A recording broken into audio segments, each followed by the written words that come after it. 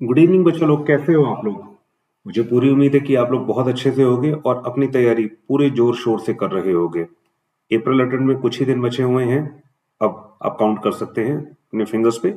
और एडवांस की तैयारी भी आप लोग को शुरू कर देनी चाहिए, जिनको श्योर शॉट है कि वो कितने मार्क्स यहाँ पर लेकर आ रहे हैं। आज जीरोफिनिटी टीम एक नई सीरीज लेकर आ रहा है जिसका नाम हमने दिया है स्पिन ऑफ सीरीज। ये एक अपने तरीके की यूनिक सीरीज होगी जिसमें हम जी 2026 में जी 2026 के जैन में पूछे गए एक क्वेश्चन को लेंगे और उस कॉन्सेप्ट को, उस अंडरलाइन डीएनए को लेते हुए हम कुछ प्रैक्टिस प्रॉब्लम्स आपके लिए लेकर आएंगे। It's more like looking into the future. जैसे हम लोगों ने blast from the past series में क्या देखा, हम 1980s 70s और 90s में जाते हैं, वहां क्वेश्चन पिक करते हैं और आपके लिए कॉन्सेप्चुअल क्लैरिटी लेकर आते हैं। ये हमारी सीरीज आगे को देख रही है। हम 2026 यानी 2026 के पेपर में से हम कुछ क्वेश्चंस उठाएंगे। हर क्लास में एक क्वेश्चन उठाएंगे और उससे मिलते जुलते, उससे सिमिलर लॉजिक के क्वेश्चंस इसमें सॉल्व करने की कोशिश करेंगे। तो ये आपके लिए एक तरीके का चैलेंज भी होगा और अप्रैल वाले अटेम्प्ट के लिए आपकी तैयारी का एक रास्ता भी होगा। तो it is more like a practice set. इसमें हम लोग दोबारा जेई के सवाल नहीं उठाएंगे, हम एक ही सवाल लेंगे और उसी को और इम्प्रूव करके, इम्प्रोवाइज करके, उसमें थोड़ी सी ट्विकिंग करके, थोड़ा सा चेंज करके उसमें आगे बढ़ने की कोशिश करेंगे। तो आज हमारा जो पहला सवाल है वो जेई 2026 यानी जेई 2026 जैन 21 सेशन 1 में आया ये मैट्रिक्स का क्वेश्चन है। आप सब जानते हैं इसका आंसर 11 होगा।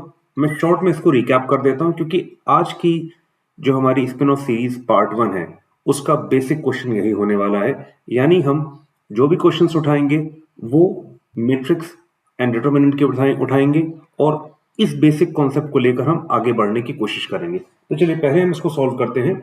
इससे पहले हम लोग अपनी एक कॉन्सेप्ट को रिकैप कर लेते हैं जिसका नाम है केले हैमिल्टन थ्योरम।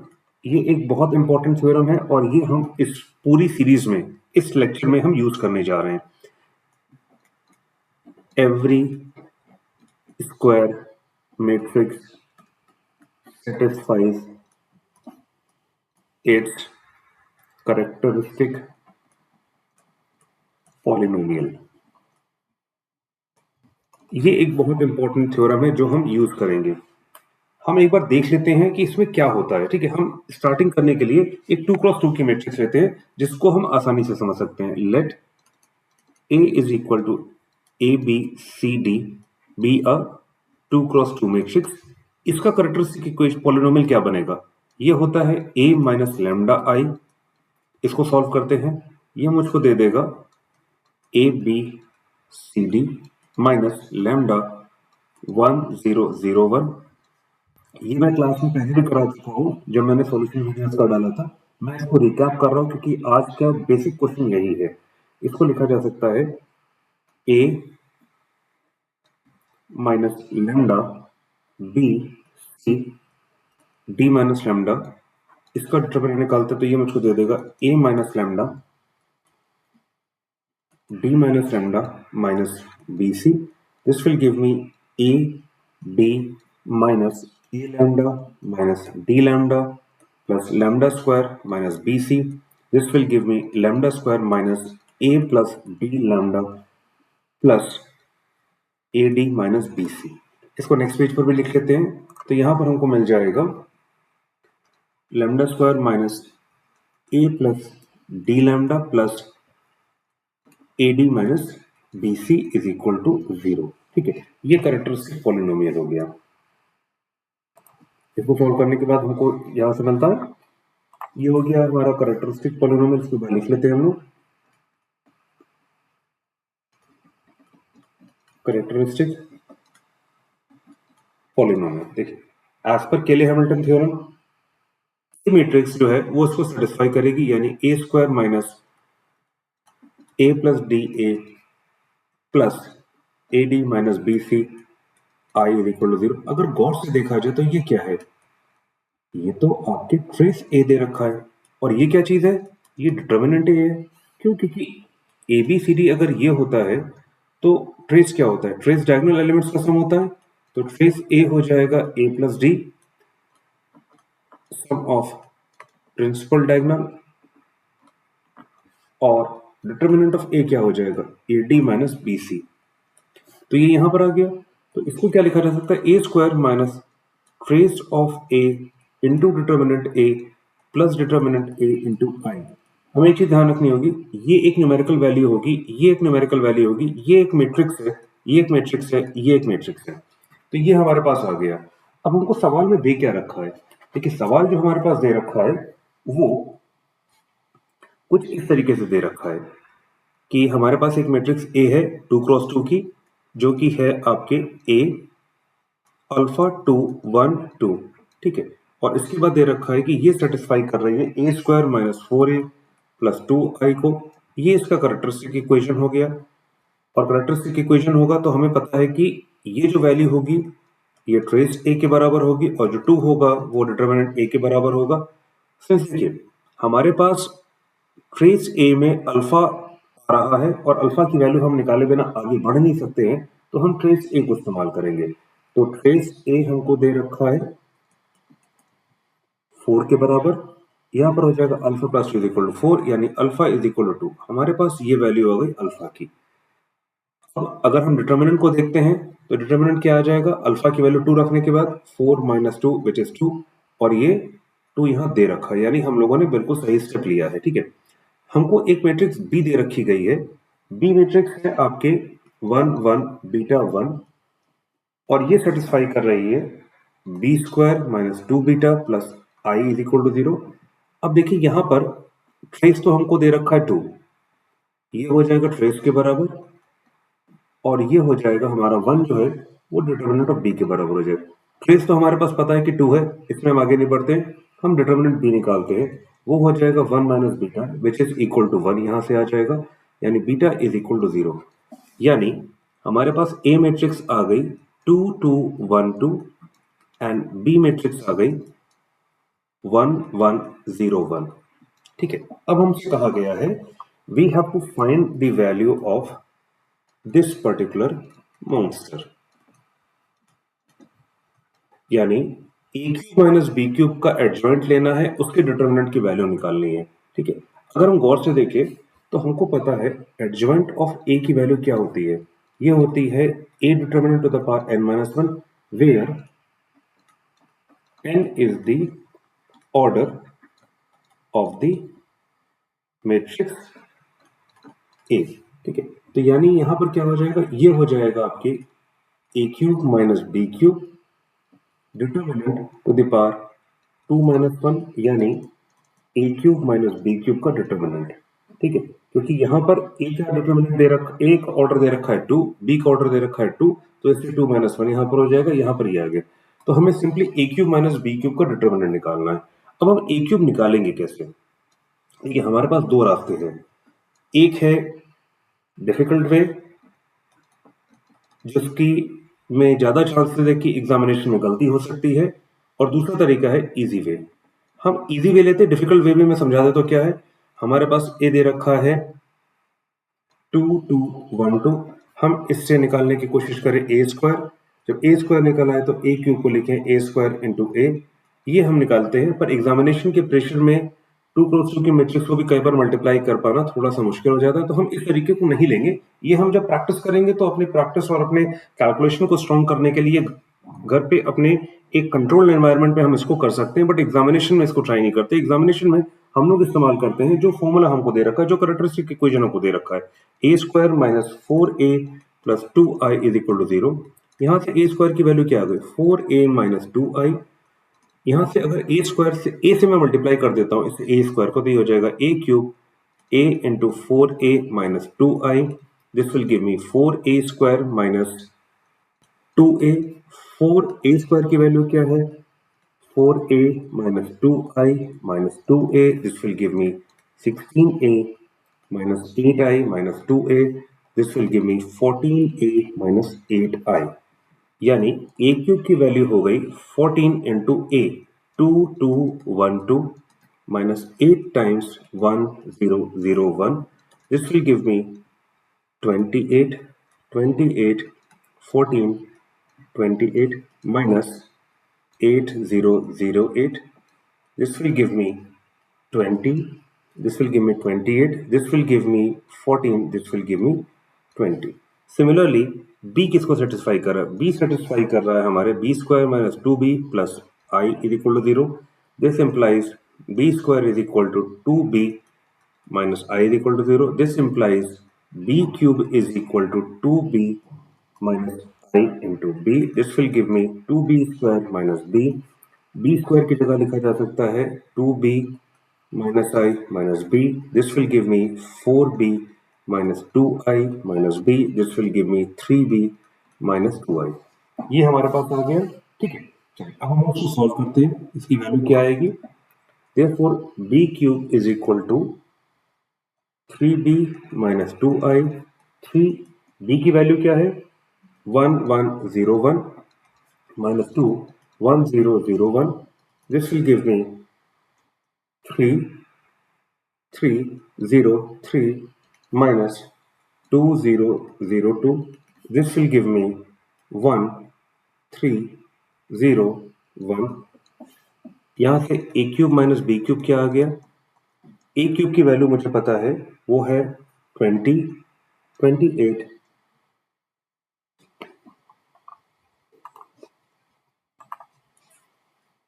14, 28 माइनस 1301. ये वैल्यू आ रही है. इसको माइनस करेंगे तो हमारे पास आ जाएगा 19. This will give me 25. This will give me 14. This will give मी, यहां पर आ जाएगा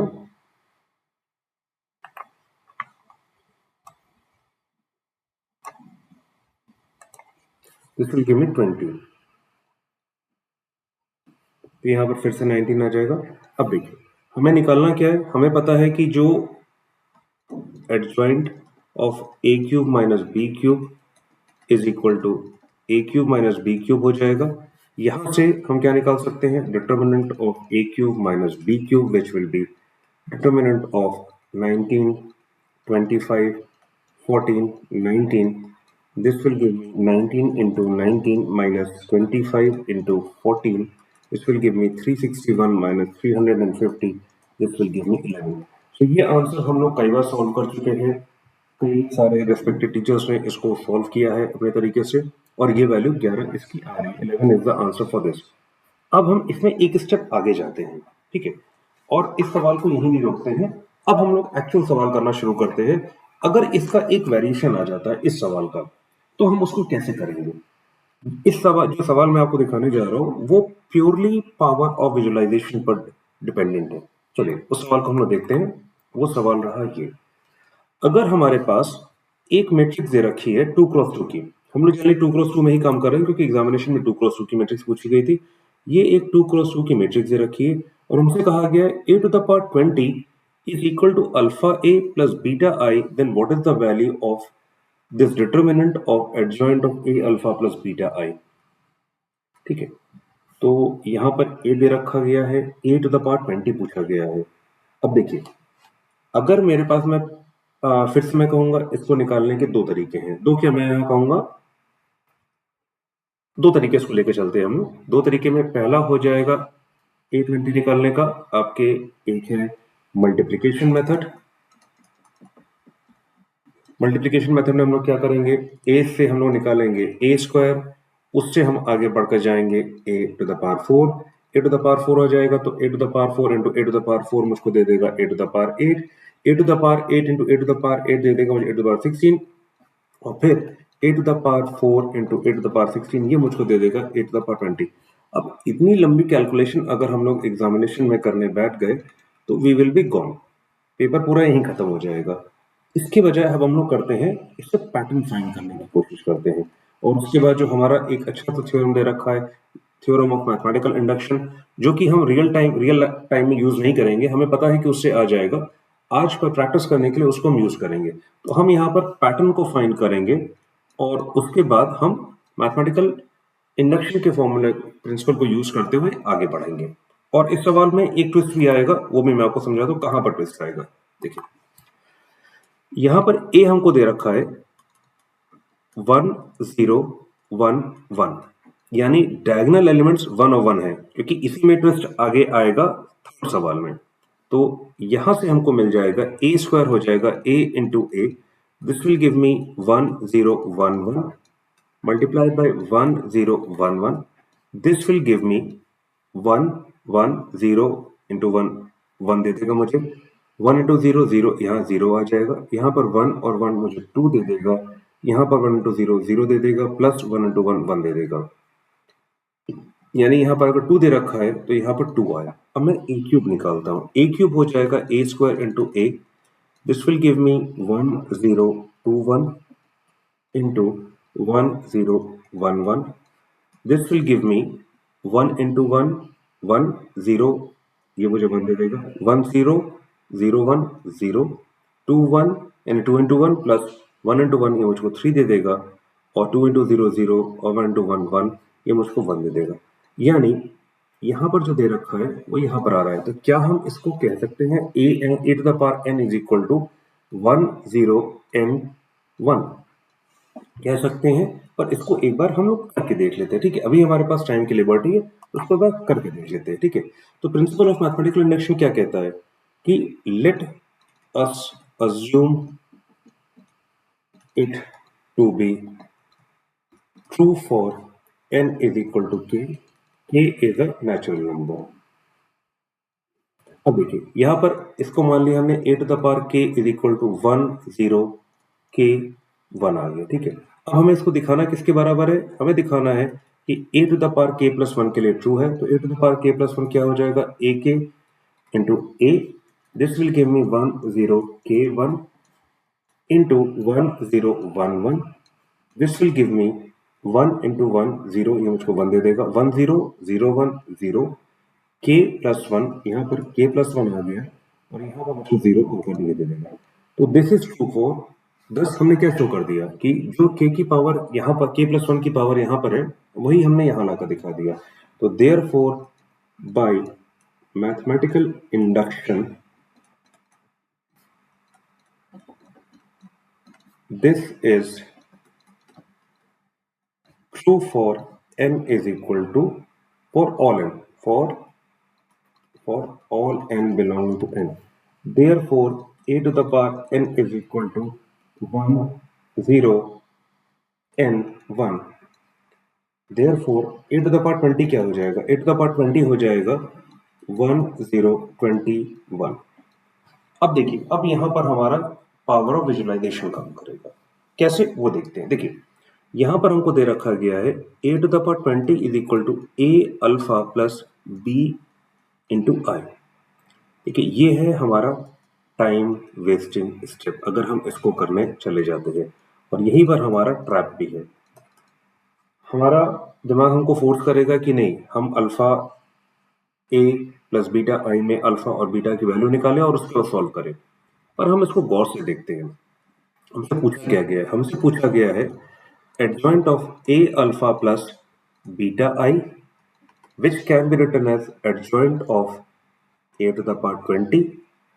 क्लियर, कोई दिक्कत तो नहीं इसमें। अब हम इसको एक में मान लेते हैं, let x is equal to a to the power 20, तो यहाँ पे हमको क्या मिल जाएगा, ये हो जाएगा adjoint of x, this will give me x to the power 2 minus 1 which will give me determinant of x to the power x determinant की पावर 2 माइनस 1, क्योंकि 2 यहाँ पर ऑर्डर दे रखा है, ठीक है, ये ऑर्डर है, इस वजह से हमने इसको लिया यहाँ पर।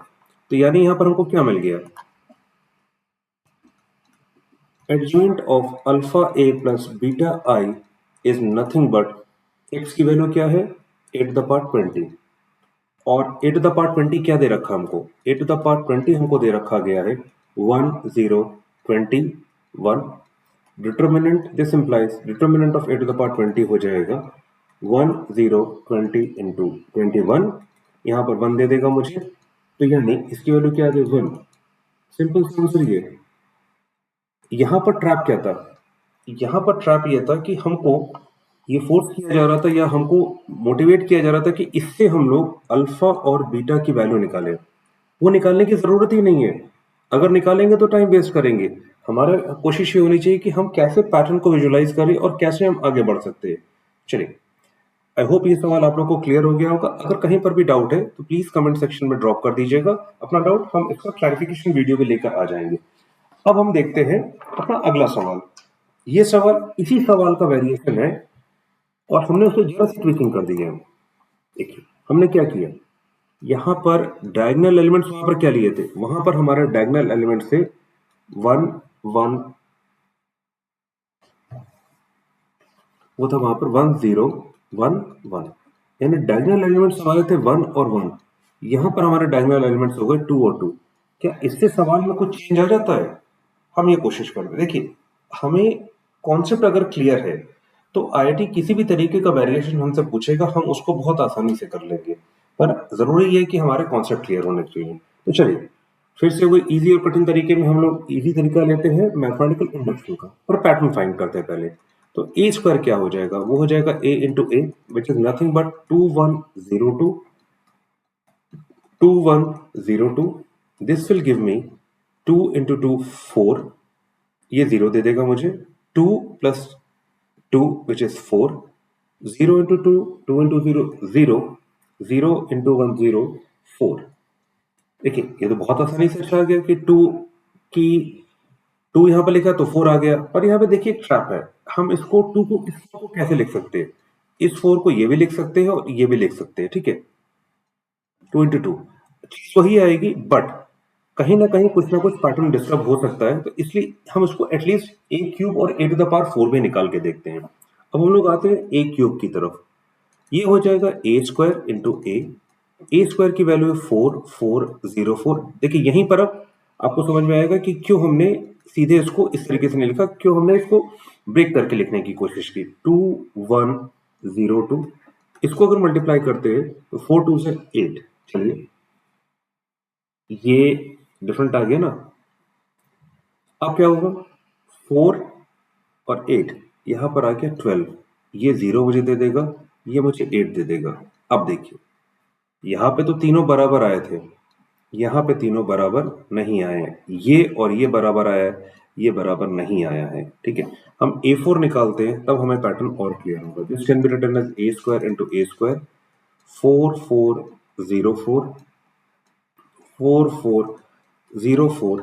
दिस विल गिव मी 4 4 16, ये 0 दे देगा, ये मुझे 16 दे देगा, ये मुझको दे देगा 4 4 16 16, ये मुझको 32 दे देगा, ये मुझको 0 दे देगा, ये मुझको 16 दे देगा। अब देखिए इसको लिखा जा सकता है 2 स्क्वायर 0 2 स्क्वायर, यानी जो यहां पर पावर दे रखी है वही पावर यहां पर आ गई। अभी मैं तीसरा एलिमेंट जानबूझ के ब्लैंक रखा हुआ, इसको लिखा जा सकता है 2 cube 0 2 cube, this can be written as 2 to the power 4 0 2 to the power 4।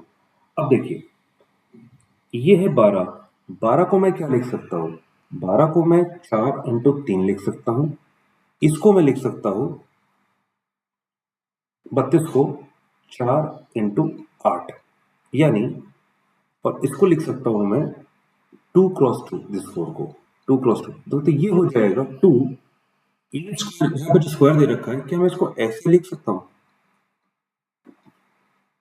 ये जो पावर 3 दे रखी है तो ये हो जाएगा 2 स्क्वायर इंटू 3, लिखा जा सकता है इसको लिखा जा सकता है 2 क्यूब इंटू 4। ये 4 और 3 की क्या सिग्निफिकेंस है, या इसको की क्या सिग्निफिकेंस है, यहाँ पे जो पावर दे रखी है वो यहाँ पर आ रही है, जो पावर 3 दे रखी है वो आ रही है, जो यहाँ पे पावर दे रखी है वो यहाँ पर आ रही है। तो in general A to the power N क्या हो जाएगा, in general A to the power N इस पैटर्न से आना चाहिए 2 to the power N 0 2 to the power N n into 2 to the power n minus 1।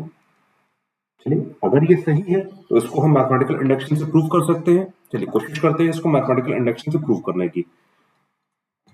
Let it be true for n is equal to k, therefore a to the power k is equal to 2 to the power k 0 2 to the power k k into 2 to the power k minus 1। We have to show it for a to the power k plus 1, तो यानी a to the power k plus 1 को लिखा जा सकता है a to the power k into a। This can be written as 2 to the power k k into 2 to the power k minus 1 0 2 to the power k. This can be written as, यहाँ पर आ जाएगा आपके 2 1 0 2. On multiplication this can be written as 2 to the power k plus 1. ये मुझको दे देगा 2 to the power k और यहाँ पर आ जाएगा प्लस, इससे मल्टीप्लाई होगा k 2 to the power k. This will give me 0 and this will simply give me 2 to the power k plus 1. इसको क्या लिखा जा सकता है? इसको लिखा जा सकता है 2 to the power k plus 1. 2k लेने के बाद यहाँ पर बचेगा मेरे पास k plus 1 0 2 to the power k plus 1. अगर गौर से देखिए तो यहाँ पे पावर थी k की, यहाँ पर k plus 1 से आ गया, k की पावर थी k plus 1 से आ गया, यहाँ पर k था k plus 1 आ गया, यहाँ k minus 1 था उसमें 1 ऐड करेंगे तो ये आ गया. Therefore it is true for all n belonging to n. Therefore a to the power n is nothing but 2 to the power n into 2 to the power n minus 1 0 2 to the power n. Therefore a to the power 10 की value क्या आ जाएगी? ये आ जाएगी 2 to the power 10 10 2 to the power 9 0 2 to the power 10. ये हमारी value आ गई. ठीक है, अब हमसे पूछा क्या गया है? हमसे पूछा गया है फिर से वही चीज, determinant of adjoint of alpha a plus beta I. This will give me simply, हमको और क्या दे रखा है? a to the power 10 दे रखा है alpha a plus beta i के बराबर, जैसा हमको लास्ट समय दे रखा था. बट इस सवाल को हमने इसलिए चुना क्योंकि वहां पर क्वेश्चन नंबर 2 में डायगोनल एलिमेंट्स दे रखे थे 1 और 1, यहाँ पर डायगोनल एलिमेंट्स दे रखे हैं 2 and 2. तो उससे देखिए सवाल में क्या चेंज आता है. इसको लिखा जा सकता है adjoint a to the power 10, sorry a to the power 10, ये बंद हो गया. एक मिनट के लिए let x is equal to a to the power 10 ले लिया तो ये हो जाएगा adjoint of x. This will give me determinant x to the power 2 minus 1 क्योंकि ऑर्डर 2 है. This will simply give me determinant of x. अब a to the power 10 की वैल्यू क्या है? वो है 2 to the power 10 10 2 to the power 9 0 2 to the power 10. इसका this implies determinant of a to the power 10 हो जाएगा 2 to the power 10 10 into 2 to the power 9 0 2 to the power 10. This will give me 2 to the power 20. तो यहाँ पर value आ गई 2 to the power 20. तो this is the answer. यानी इस case में हमारा आंसर आ गया 2 to the power 20. वहां पे हमारा क्या आया था 1. तो यानी जरा सी वैल्यू चेंज करने से हमारा सवाल कैसे चेंज हो जाता है वो हमने देखा. देखिए यहाँ पर क्या था, जो हमको चीज देखनी है वो ये था कि उस सवाल में जो हमारा क्वेश्चन नंबर 2 था, अगर हम उस पर बैठ जाते हैं तो हमको वहां पर गौर कीजिएगा, यहाँ पर हमको और तो पेन का कलर चेंज कर लेते तो और क्लियर हो जाएगा. यहाँ पर जो हमको दिया गया था वो एक लीनियर था, यानी x प्लस a इस फॉर्म में हमको मिला था पैटर्न, तो हमारे लिए वो चीज आसान हो गई थी. अब हमने जब क्वेश्चन नंबर 3 पे आते हैं तो यहाँ पे जो चीज हमको मिल रही है वो हमको मिल रही है पावर के गेम में. ठीक है, this is in power, exponent के फॉर्म में दे रखी है, यानी समथिंग लाइक जीपी के फॉर्म में दे रही है ये. ठीक है, तो वहां लीनियर, यहाँ जीपी के फॉर्म में चीजें आ रही हैं. तो just by changing the diagonal elements the entire thing changes. और सवाल का पैटर्न वही है, मैथमेटिकल इंडक्शन लगाया और सबसे इंपॉर्टेंट चीज थी हमारा इस चीज को विजुलाइज करना. ये जो हमारा विजुअलाइजेशन था ये बहुत इंपॉर्टेंट था. इसकी वजह से हमने अल्फा और बीटा को नहीं निकाला. ट्रैप ये है कि आप अल्फा बीटा निकालिए पर हमें वो निकालना नहीं है. यहाँ पे हमारा कॉन्सेप्ट इस्तेमाल होता है कि कैसे हम इस चीज को इसके बराबर दिखाकर आगे बढ़ जाएं. हमें ऐसे किसी भी ट्रैप में कहीं पर भी नहीं फंसना है. ठीक है, अगर हम फंसते तो हम बहुत अपना टाइम वेस्ट कर लेते. अब बढ़ते हैं हम अपने चौथे सवाल की तरफ जो ऑलमोस्ट इसी कॉन्सेप्ट पर बेस है. इस सवाल में दे रखा है given a square minus 5a plus 6i is equal to 0 and b is equal to a minus 3i, then find the value of adjoint of a square plus b square if determinant of a is 6. बाप रे, बहुत सारी information दे रखी है. ये एक information number 1 दे रखी है, ये इंफॉर्मेशन नंबर 2 दे रखी है, ये इंफॉर्मेशन नंबर 3 दे रखी है. इसके बेसिस पर हमें इसकी वैल्यू निकालनी है. चलिए अब हम शुरू करते हैं इस सवाल को. यहाँ पर क्वेश्चन को दे नहीं रखा गया तो हम ये मान के चलते हैं कि a, b 2 क्रॉस 2 की मैट्रिक्स है और आई भी हमारे 2 क्रॉस 2 की आइडेंटिटी मैट्रिक्स है। चलिए सवाल को शुरू करते हैं हम लोग। यहां पर हमको दे रखा गया है, देखिए हमको निकालना क्या है, ए स्क्वायर और बी स्क्वायर। हमारे पास ए स्क्वायर तो यहाँ दे रखा गया है, पर बी कहीं पर, बी स्क्वायर का कहीं आता पता नहीं है, पर हमको बी में एक ये इक्वेशन दे रखा गया है। तो चलिए हम यहाँ से बी स्क्वायर निकालने की कोशिश करते हैं। ये हो जाएगा a minus three I into A minus three I, this will give me a square minus three I A minus three I A plus 9i square. This will give me a square minus 6a plus 9i. ये मुझे b की value मिल गई है, ठीक है, ये clear है। तो b square is equal to a square minus 6a plus 9i।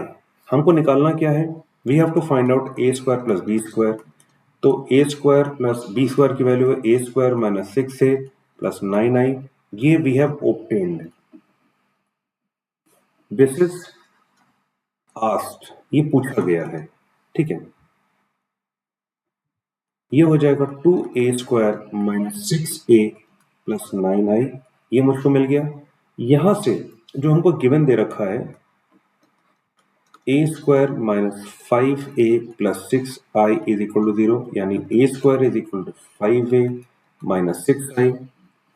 तो इसका मतलब a square plus b square की क्या वैल्यू हो गई, 2 times 5a minus 6i plus 9i. This will give me 10a minus 12i plus 9i. This will give me, यहाँ पर एक हो जाएगा 6 हो गया, एक चीज छोटा सा मिस्टेक मैंने कर दिया यहाँ पर, उसको मैं रब कर देता हूँ।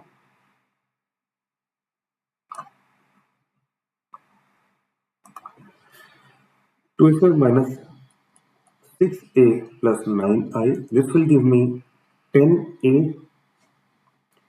minus 12i minus 6a plus 9i.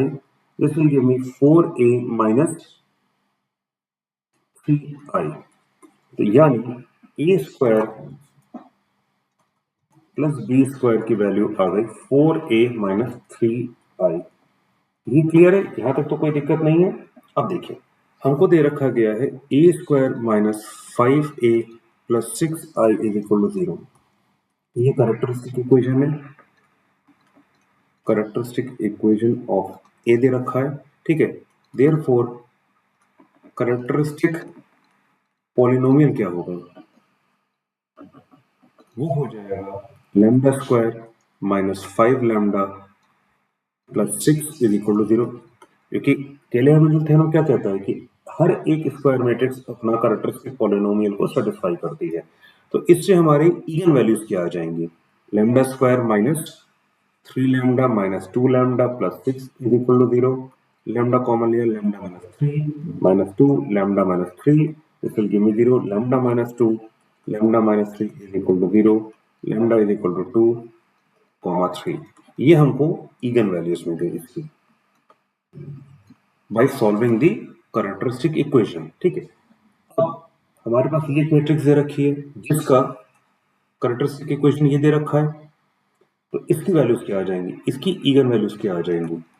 For lambda 1 is equal to 2, ये मुझको दे देगा, इसका देखिए px क्या होगा, यानी कैरेक्टरिस्टिक पॉलिनोमियल क्या होगा, वो हो जाएगा 4x माइनस 3। तो यानी लैम्डा इज इक्वल टू 2 पर क्या दे देगा, लैम्डा 1 इज इक्वल टू 2 पे हमको दे देगा ये px दे देगा मुझको 4 इंटू 2 माइनस 3, यानी 8 माइनस 3 इज इक्वल टू 5। और लैम्डा 2 इज इक्वल टू 3 पे मुझको px दे देगा 4 into 3 minus 3, which will give me 12 minus 3 is equal to 9। तो हमारा इसका जो कैरेक्टरिस्टिक पॉलिनोमियल था उससे हमको ये वैल्यूज मिल गई। अच्छा, हम लोग वापस अपने क्वेश्चन नंबर 1 की तरफ चलते हैं। क्वेश्चन नंबर 1 की तरफ वापस चलेंगे तो हमको मिलेगा, जो हमने पहला चीज सॉल्व की थी, वो जो सॉल्व की थी वो ये थी, देखिए ये जो चीज आ रही है कैरेक्टरिस्टिक इक्वेशन में, जो हमारा कांस्टेंट टर्म आता है, ठीक है, ये ए स्क्वायर हो गया, ये ए आ गया, ये कांस्टेंट टर्म हो गया। कांस्टेंट टर्म के साथ क्या जुड़ा हुआ है, हमारा डिटरमिनेंट जुड़ा हुआ है, ठीक है, ये बात ध्यान रखिएगा। ये अब हम आगे इसको सॉल्व करते हैं। तो हमारे पास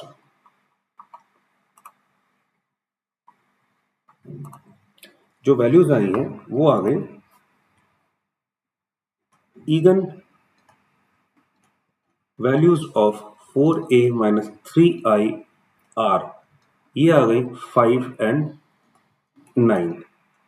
ठीक है, ये हमें ध्यान रखना है, इसको हमें कहीं चूकना नहीं है। ठीक है, अब देखिए जो हमारा सवाल दे रखा है, सवाल में क्या पूछा गया है, adjoint of A square plus B square की वैल्यू निकालनी है। ठीक है, तो यानी अगर हम इसको लेकर चलते हैं तो ये दे देगा मुझको adjoint of A square plus B square, ये मुझको दे देगा adjoint determinant of adjoint of 4a minus 3i का adjoint, this will give me 4a minus 3i का डिटरमिनेंट। ठीक है, क्योंकि 2 क्रॉस 2 की मैट्रिक्स है। हमने क्या यूज किया यहाँ पर, एडजॉइंट ऑफ a होता है a to the power n minus 1। ठीक है, और इसकी वैल्यू क्या होगी, इसकी वैल्यू जो इसका ईगन वैल्यूज हैं उसका प्रोडक्ट ही तो होगा।